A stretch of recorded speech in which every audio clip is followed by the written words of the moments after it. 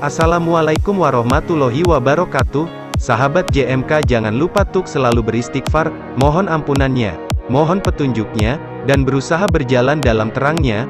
Bersolawatlah untuk Rasul dan semua orang-orang soleh yang meneruskan keterangannya. Jangan lupa untuk selalu mendukung channel ini, like, dan subscribe, sentuh lonceng notifikasinya, agar tak tertinggal setiap edisi baru kita. Ini masih tentang kisah para pesohor negeri ini, yang menemukan jalan, atau merindukan kedamaian yang hakiki, dan semakin paham kesejatian hidup. Ini bagian keempat videonya. 14, Dik Doang.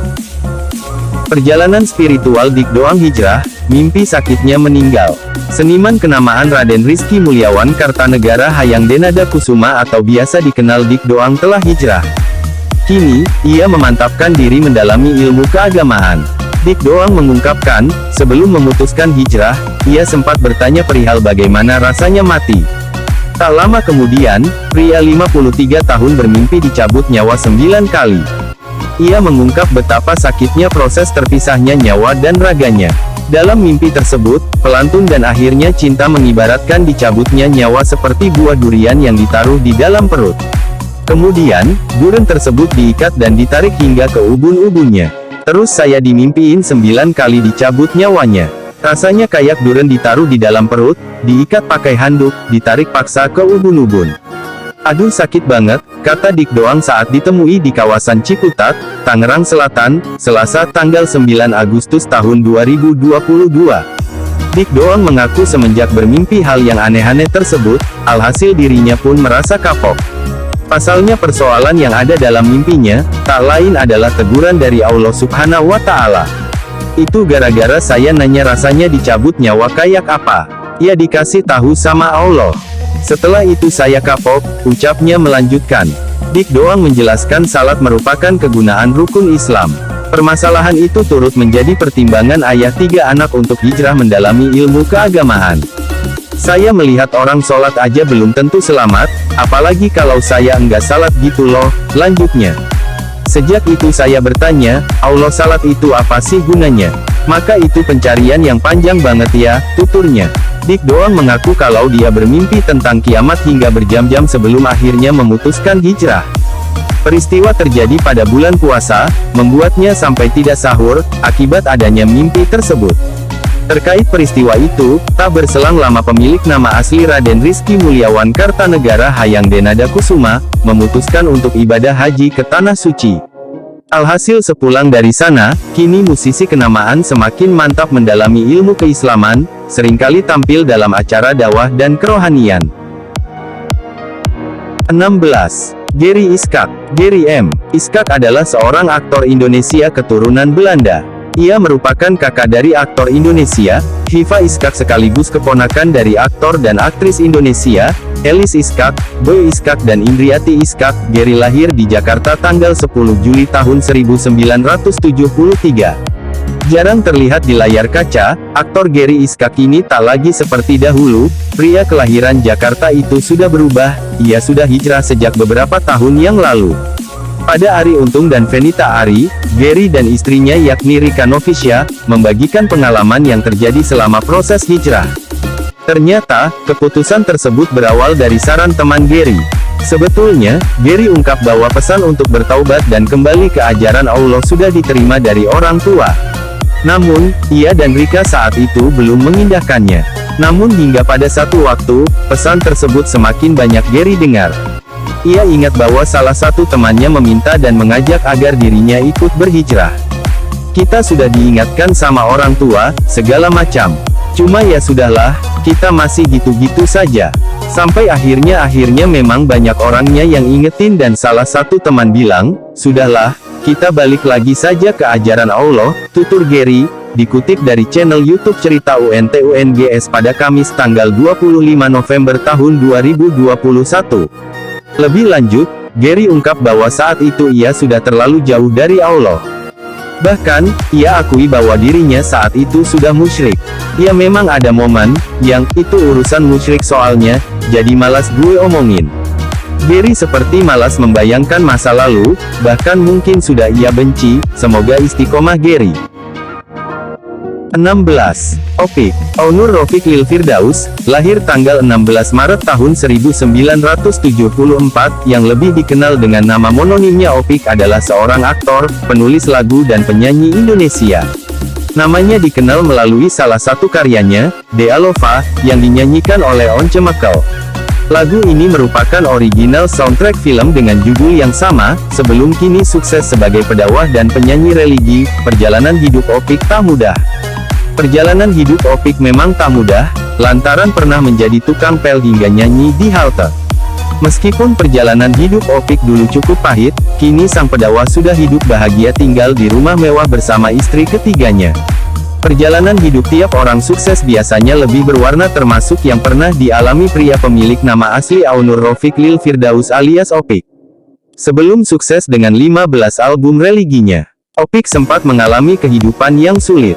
Opik sudah memiliki 15 album sejak tahun 2004 hingga sekarang. Sebelum karir di dunia musiknya dikenal publik, Opik ternyata mengaku pernah bekerja sebagai tukang pel. Tak hanya itu, pekerjaan tukang sapu juga dilakukannya sebelum ia seterkenal saat ini. Bahkan, kita pernah menyanyi di halte bus setiap habis subuh.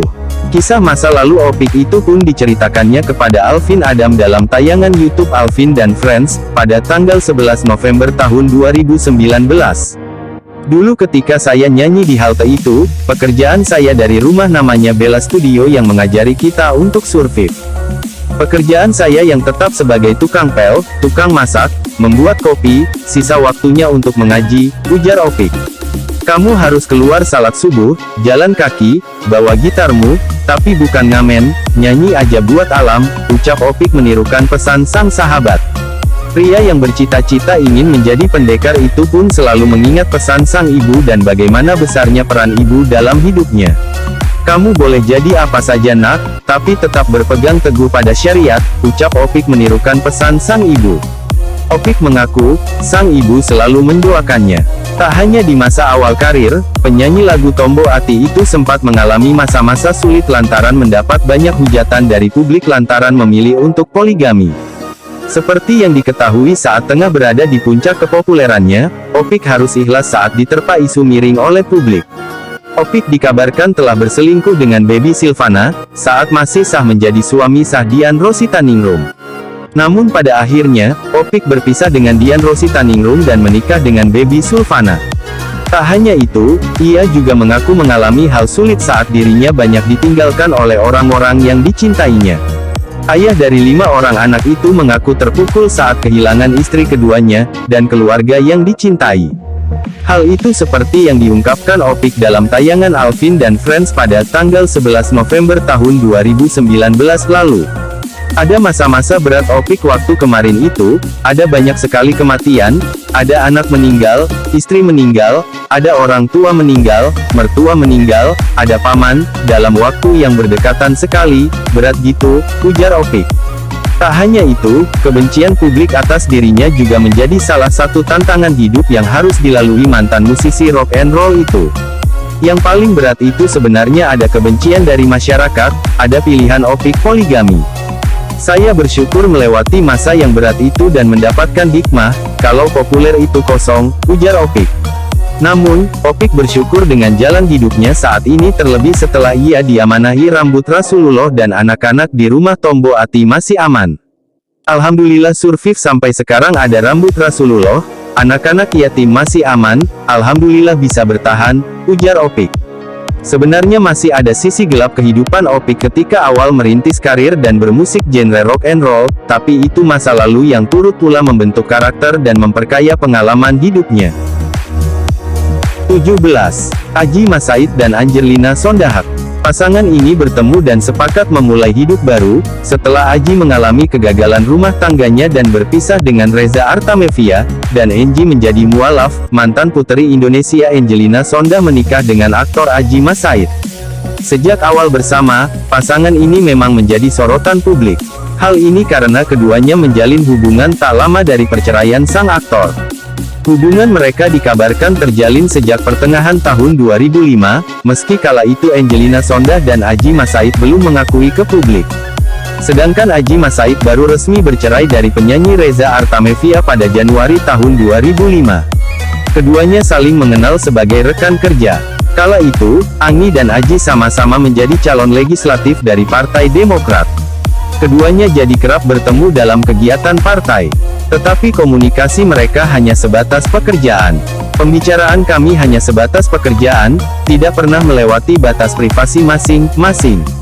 Rasanya kami berdua cukup memahami posisi masing-masing, sehingga kalaupun harus berbicara pasti topiknya tidak lari dari partai dan pemenangan pemilu, tulis Angelina Sondah dalam blognya. Setelah keduanya telah berpisah dengan pasangan masing-masing, Aji Masaid perlahan menaruh hati pada Angelina Sondah. Aji sering titip salam untuk Angi melalui rekan partainya, bahkan hingga melalui staf Angelina Sondah. Pernah suatu waktu dalam pertemuan partai seorang teman mengatakan, "Angi, Aji kirim salam, kayaknya dia naksir sama kamu." Terus saya jawab dengan bergurau, "Keep trying hard, in need to see more effort," respons Angi atas salam dari Aji. Di mata Angi, Aji merupakan sosok yang friendly ke semua orang. Sehingga, Angi tidak pernah mengindahkan salam dari Aji dan menganggap Aji hanya gombal belaka. Bukan hanya tak menanggapi Aji, Angi bahkan menghindari Aji dalam berbagai kesempatan. Angi mengakui bahwa dirinya berusaha agar tidak ditempatkan bersamaan dengan Aji dalam kegiatan kerja. Bahkan pada setiap kunjungan partai ke daerah, saya selalu menanyakan asisten saya, apakah Aji ikut dalam rombongan. Saya pesankan, kalau ada Aji tolong diusahakan agar seat saya terpisah dengan Aji, ungkap Angelina Sondah dalam blognya. Penolakan keras yang ditunjukkan Angi kepada Aji tampaknya runtuh perlahan. Angi mengungkapkan hilangnya image negatif pada Aji bermula ketika Angi melihat sikap dan pemikiran Aji Masaid. Dalam suatu kampanye pilkada di Kabupaten Pasir Kalimantan Timur, saya melihat bagaimana Aji memeluk dan mencium seorang nenek tua dengan penuh kasih. Sorotan mata Aji yang begitu bermakna, seakan memberikan harapan dan semangat, tulis Angi. Sejak itu, image negatif dan selebriti Aji di mata Angi berubah menjadi rasa kagum. Sebagai penutup dari tulisannya, Aji Masaid, The Man Eonce Ignored, Angelina Sondah juga menuliskan bahwa sejak itulah perasaan kagumnya tumbuh menjadi cinta. Saat itu image negatif tentang Aji runtuh. Kekaguman saya perlahan-lahan tumbuh. Walaupun sampai detik itu saya berusaha keras untuk menekan perasaan ini. Namun, saat itu kurasakan ada sesuatu yang lain. Apakah ini namanya cinta? I don't know, tapi yang pasti sejak saat itulah, tulis Angi. Meski akhirnya luluh dan berpacaran dengan Aji, kisah asmara Angi dan Aji tidaklah berjalan mulus. Sibuk bekerja sebagai DPR, pasangan tersebut sering putus nyambung. Angi dan Aji dikabarkan menjalin hubungan sejak pertengahan tahun 2005. Pada pertengahan 2006, hubungan Angi dan Aji kandas karena kesibukan masing-masing. Akan tetapi, belum 2 bulan berpisah, keduanya kembali bersama dan justru semakin mesra. Sayangnya, pada pertengahan 2007 pasangan ini kembali mengakhiri jalinan asmara merek. Meski sering putus nyambung, nyatanya pasangan tersebut berhasil membuktikan keseriusan hubungan mereka. Keduanya akhirnya telah mantap untuk melangkah ke jenjang berikutnya, pernikahan. Perbedaan agama menjadi tembok besar bagi hubungan Angi dengan Aji. Pada Februari tahun 2008, Aji Masaid dikabarkan menemui orang tua Angi di Manado untuk melamar kekasihnya. Sayangnya, Papa Angi menolak memberi restu untuk hubungan terlarang pasangan itu. Laki Sondah mengungkapkan bahwa penolakannya terhadap hubungan Angi dan Aji didasari pada 2 sebab. Pertama karena perbedaan agama dan juga saat itu Aji sudah pernah berkeluarga. Karena ragu, akhirnya kami menolak pinangannya, ujar laki Sondah Papa Enji dilansir dari kanal YouTube Kema Entertainment. Meski tidak direstui oleh orang tua Enji dan Aji memilih jalan nekat. Mereka berdua tetap melangsungkan pernikahan secara diam-diam tanpa sepengetahuan keluarga Anji. Menikah dengan Aji juga mengganti kepercayaannya mengikuti sang suami. Enji menjadi mualaf dan menikah secara resmi dengan Aji pada April tahun 2009. Setelah menghadapi berbagai lika-liku untuk bisa hidup bersama, sayangnya rumah tangga Enji dan Aji tak bertahan lama. Baru hendak memasuki usia pernikahan yang kedua, pernikahan mereka harus berakhir. Bukan karena bercerai, pernikahan Enji dan Aji dipisahkan oleh maut. Enji menjadi janda setelah Aji meninggal dunia pada tanggal 5 Februari tahun 2011 lalu akibat terkena serangan jantung. Itulah deretan fakta perjalanan cinta Angelina Sondah dan Aji Masaid. Ternyata untuk bisa sampai ke pelaminan, hubungan beda agama antara mereka berdua penuh lika-liku banget ya. Kalau dulu ada Mas Aji, semua saya tanya sama dia tentang Islam. Dia yang bimbing saya salat, ngaji. Sekarang saya berusaha menjalani sendiri. Yang penting pemahaman kepada Allah.